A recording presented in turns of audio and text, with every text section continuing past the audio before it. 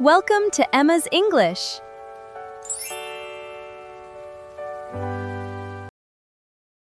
Hey English learners, welcome back to Emma's English Talk, your cozy little place to learn real everyday English through natural conversations. I'm Emma. And I'm Tom.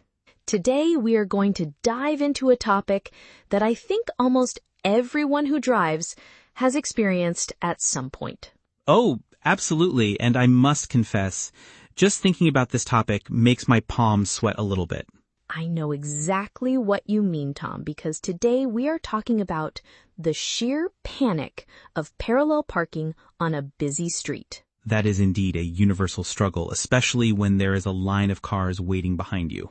Exactly. It is not just the physical act of parking the car, but the psychological pressure of having an audience. It feels like everyone on the sidewalk is suddenly a driving instructor grading your performance. And they are all giving you a failing grade before you even begin to turn the steering wheel. Yes, and the honking from the drivers behind you does not help the situation at all. It really does not. And today we want to explore why this daily task causes so much stress. We will also share some of our own personal parking disasters because, let us be honest, we have all had them. Oh, I have a major one that still haunts my dreams, Tom. I cannot wait to hear about that one, Emma. But first, let us talk about why driving in the city is so different from driving in the suburbs. Well, in the suburbs, parking lots are huge, and you can just pull straight into a spot. That is true. You don't really have to think about angles or timing. But in the city, every single square inch of curb space is highly contested. Yes, and that means you have to squeeze your car into spaces that look impossibly small. It requires a lot of spatial awareness and, of course, a lot of confidence. Confidence is definitely the key word here, because the moment you hesitate, the pressure mounts. It really does, and that is when things start to go wrong. So, Emma, do you remember the first time you had to parallel park in a real-world situation? I do, and it was absolutely terrifying, because it was during my actual driving test. Oh, that is the ultimate test of nerve, having the examiner sit right next to you with a clipboard. It was awful. My leg was literally shaking on the brake pedal. But you passed, right, since you're driving now? I did pass, but only because the space they made me park in was big enough for a school bus. That's lucky, because my driving test was in the middle of a busy downtown area. That sounds like a complete nightmare, Tom. It was, and I actually ended up hitting the curb on my first attempt. Oh no, did the examiner deduct points for that? They did, but fortunately I was allowed a second attempt and managed to get in without causing any damage. Well, at least you did not hit another car, which is always my biggest fear. That is the ultimate fear for everyone, I think. Yes, and that brings us naturally into our main discussion for today. Let's get into the details of how we handle this stress. So, Tom, when you are driving down a busy street and you spot an open space, what is the very first thing that goes through your mind? Well, the very first thing I do is try to size up the space to see if my car will actually fit. Wait, when you say you size up the space, what exactly do you mean by that expression? To size up something means to examine or evaluate it closely so you can make a judgment about it. So in this case, you are looking at the distance between the two parked cars and comparing it to the length of your own car. Exactly. I am sizing up the gap to see if it is a realistic target or if I am just setting myself up for failure. That makes perfect sense because if you do not size up the situation correctly, you might get stuck halfway in. And that is the worst case scenario because then you are blocking traffic while trying to figure out what to do.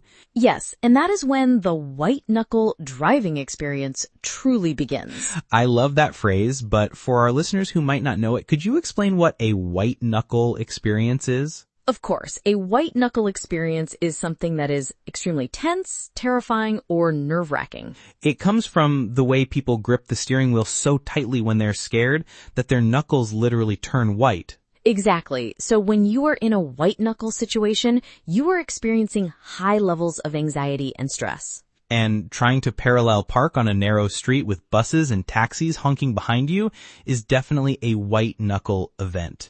It really is. My hands actually get sweaty just thinking about those moments. Me too, and the pressure only increases when you realize that one wrong move could result in a fender bender. A fender bender? Now, that is a very common term in casual English, but what does it actually mean? Well, a fender bender is just a minor car accident where there's very little damage, usually just a small dent on the bumper or fender. So it's not a major crash where people get hurt, but rather a small, annoying collision. Right. It's the kind of accident where you just scrape some paint off another car or bump into their bumper at a very low speed. Even though it is minor, nobody wants to deal with the paperwork and insurance hassle of a fender bender. Absolutely not. And the embarrassment of having to exchange insurance details with a stranger on a busy street is enough to make me keep driving. I have actually done that, Tom. I have seen a parking spot, sized it up, decided it was too tight, and just kept driving. I think we've all done that, even if it means we have to park 10 blocks away from our actual destination. It is a trade-off between walking a long distance and facing the intense anxiety of parking. And most of the time, my mental health prefers the walk. I agree. Walking is great exercise anyway, so it's a win-win situation. But sometimes you don't have a choice, especially if you're running late for an important meeting. Oh, that is the worst, when you're already stressed about the time and then you have to find parking. That's when the universe decides to test you by offering only one extremely tight spot on a busy hill. Parking on a hill is an entirely different level of difficulty, especially if you drive a manual transmission car. Oh, don't even get me started on manual cars. Trying to balance the clutch and the brake while reversing on a slope is pure torture.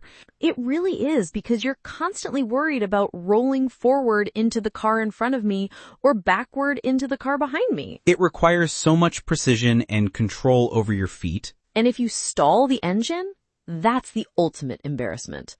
It really is, because the sound of the engine dying is like a signal to everyone around that you don't know what you're doing.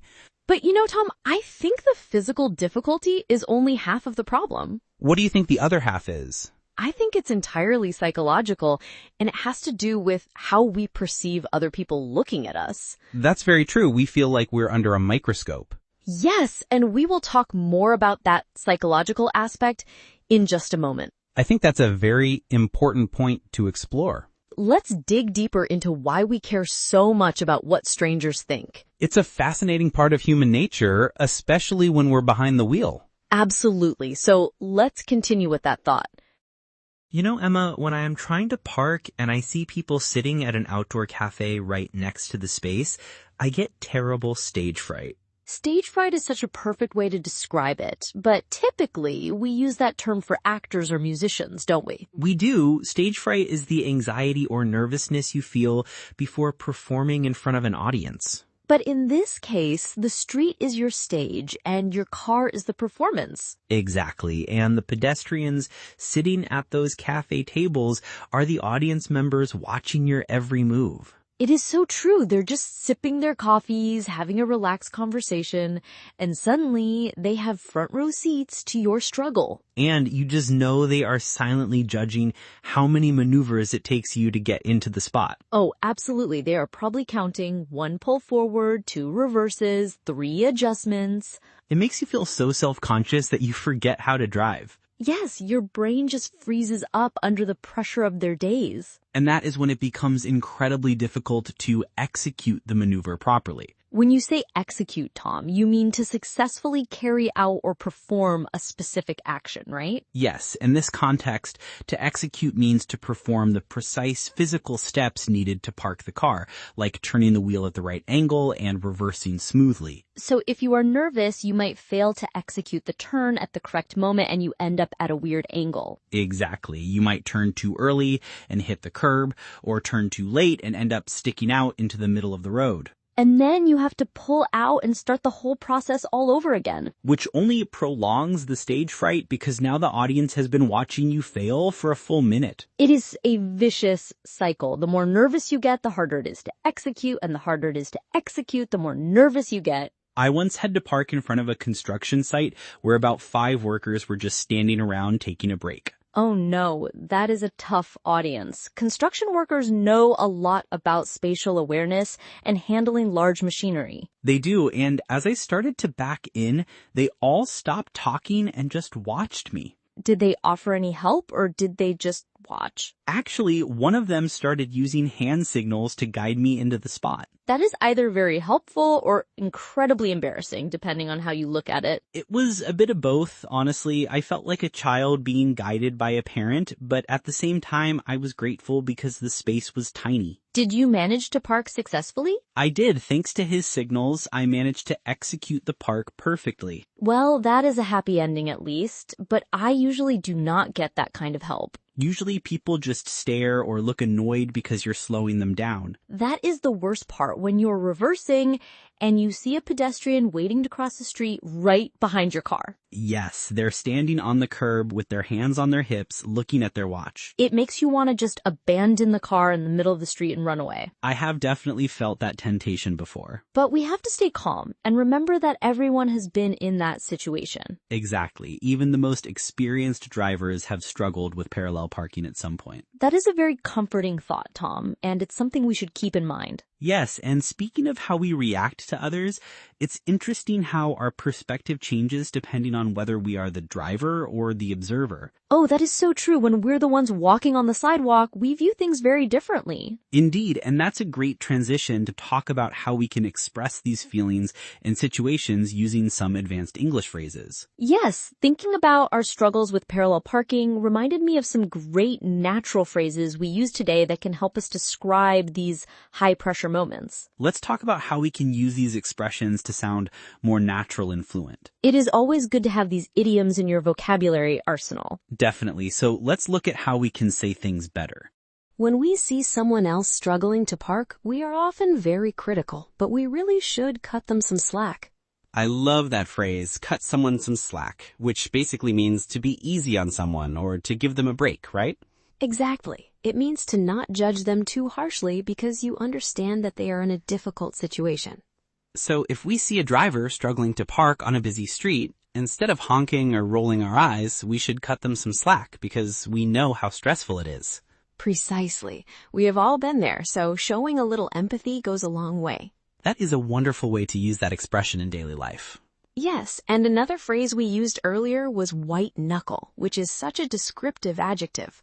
It really is. You can use it for many different situations, not just driving. Absolutely. You could say, that was a white knuckle roller coaster ride. Or even, presenting my project to the board of directors was a white knuckle experience. That is a great point. Any situation that causes extreme tension or anxiety can be described as white knuckle. And what about stage fright, Tom? We mentioned it in the context of parking, but it is highly versatile too. Yes, anytime you feel nervous about being watched while doing something, you can say you have stage fright.